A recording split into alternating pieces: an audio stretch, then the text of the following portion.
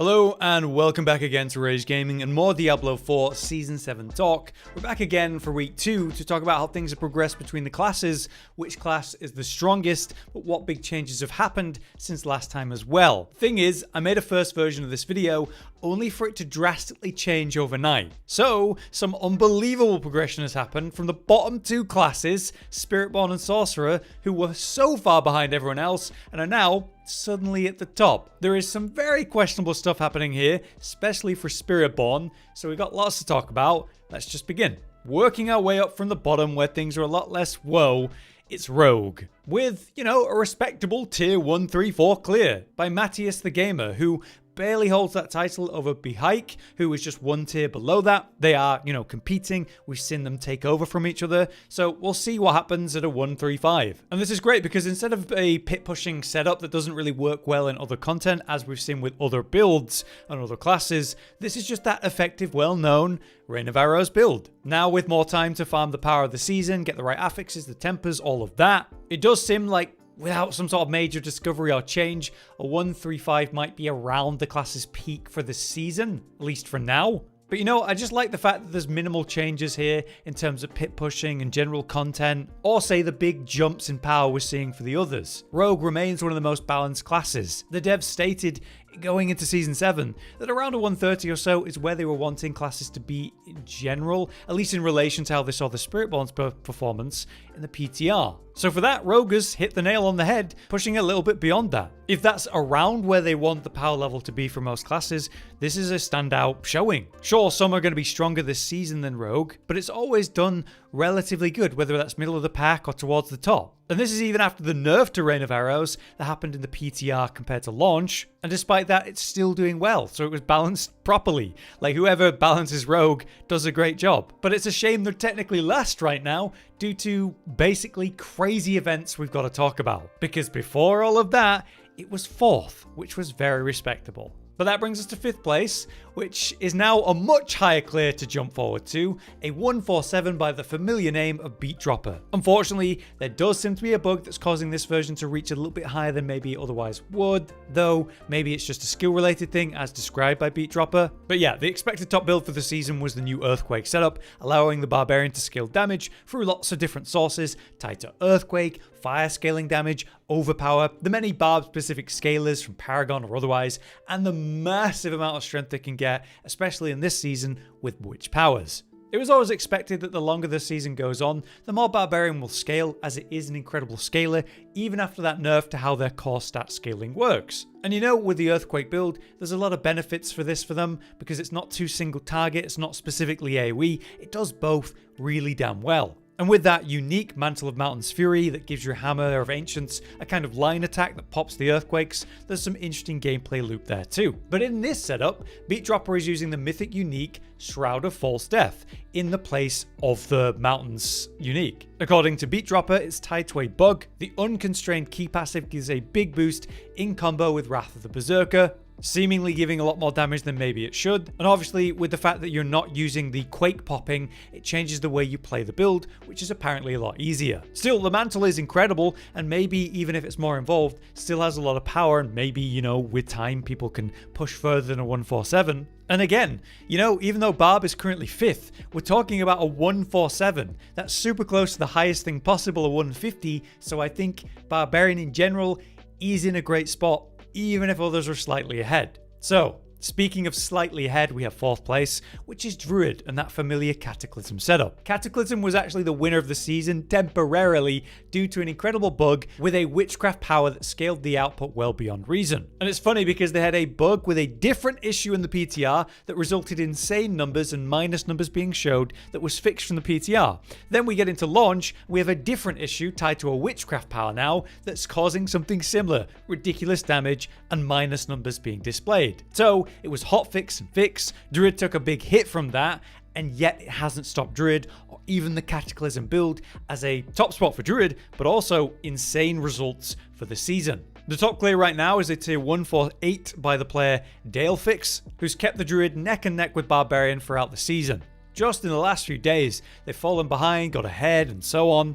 It's very close between the two classes. For the moment though, they are ahead, and in fact with a couple minutes left on the clock, being one full tier above Barbarian. So right now, assuming there's no bugs going on, Druid is pulling ahead. And that's great for this build too, because Cataclysm does phenomenal in all content, single target, AoE, whatever you're doing. It also has massive range for the attacks, so I find it does really well in Infernal Hordes, which is obviously an important source for things like masterworking materials and gem fragments, of which we need many. So I think that's exactly what you'd hope for Druid in the season. Something that does well everywhere, and you can fine tune for pushing pits if that's your desire. So, just like Barbarian, Druid's in a really good state.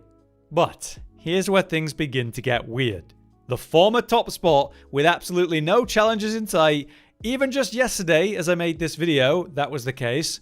Suddenly things really changed for Necromancer, who still holds a great spot and fantastic Pit 150 clear from King Pig with an incredible showing for the class. Doubly so because the clear was in about 7 minutes with lots of time left to push further if, you know, anything existed beyond 150. But yeah, we're talking of course about the all-powerful Shadow Wave build, though this is of course a variant with some important changes to give you that edge in pit pushing content specifically. More elite killing damage, extra damage to unstoppable targets, perfecting the masterworking to allow for say no fast blood aspect. Lots of big changes to the build that ultimately probably result in a worse experience for normal content outside of pit pushing, but for that, it's obviously great. And overall, it's still a great showing for what was expected to be the top spot for the season. But things have obviously changed now. Against all odds, it's been dethroned by one of the literal worst performers of the season, but not just one, both of them. Is that because of bugs or exploits or what? We're going to talk about that. The second place,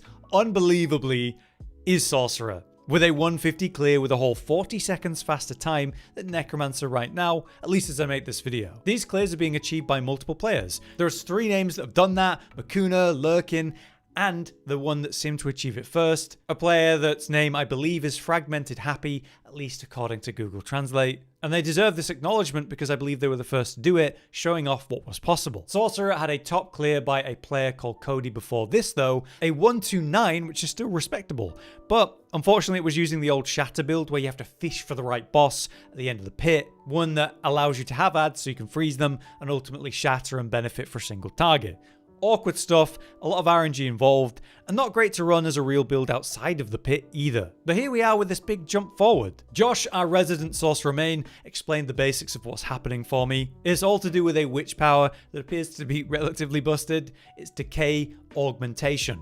It causes a variety of damage based on your class, and for Sorcerer, it meant burning damage, which just so happens to be something you can scale to evidently unbelievable levels. This actually lines up well with the usual Shatter setup though, meaning you can get incredible benefits from Shatter abuse if that's an option in the moment. But what's amazing is that it plays comparable to say a regular Fireball setup, which will work whatever content you want to do, just also benefiting from Shatter stuff when that's available. You're not forced to play in a gimmicky, awkward way, you play normally and then rely on Shatter when it's possible. As Josh made clear to me though, this works and is possible because of a witch power, and that's obviously a Season 7 thing that won't be around in Season 8. For now though, it is a massive jump forward. It has me wondering, is there anything going wrong here with bugs or overscaling, double dipping? Are they going to address it, or is it just working as intended? As a fresh discovery then, I'm sure we're going to learn more about it soon. But despite that,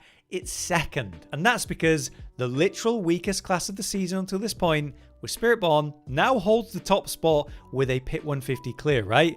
But it's not just that. This player cleared a Tier 150 in less than 3 minutes. Less than 3 minutes on Spiritborn, which is not right, obviously. Before this, their top clear was about a 120, relying on a new setup specifically for pit pushing using the Seeker ultimate skill. But suddenly, we have a 150, 30 levels above that. Very questionable. This was achieved by the player Kirky Boy, who shows this ridiculous clear using an apparent toxic skin rushing claw build. They're teleporting around and instantly deleting the now grouped up enemies.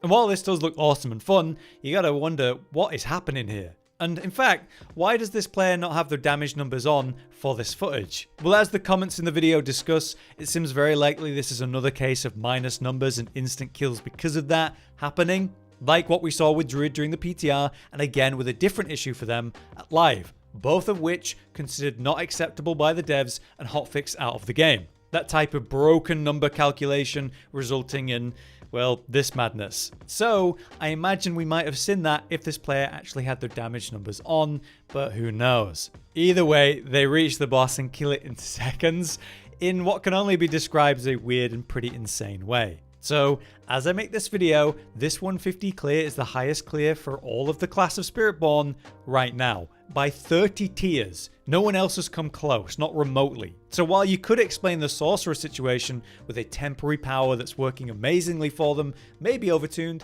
maybe bugged, I don't know, whereas this, by comparison, is way more fishy.